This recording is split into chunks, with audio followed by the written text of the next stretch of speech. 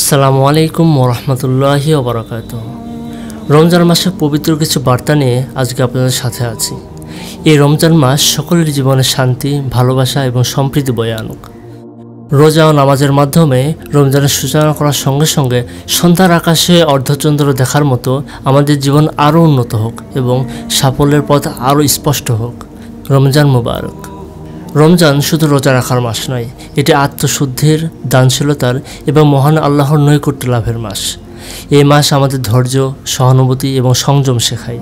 সারাদিনের উপবাস শেষে যখন আমরা ইফতার করি, তখন শুধু আমরা আমাদের ক্ষুধাটাই মেটাই না, বরং কৃতজ্ঞতা প্রকাশ করি। রমজানের অন্যতম শিক্ষা হলো দানশীলতা। এক টুকরো রুটি বা এক গ্লাস পানি দান করাও হতে পারে অশেষ সওয়াবের কাজ।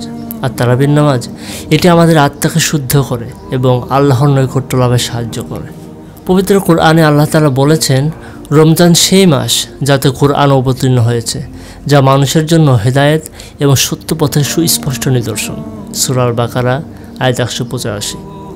আপনার রমজান মাস কীভাবে কাটাচ্ছেন নিচে কমেন্টে জানাতে ভুলবেন না কিন্তু। আল্লাহ আমাদের সবার রোজা, ইবাদত এবং দোয়া কবুল করুন।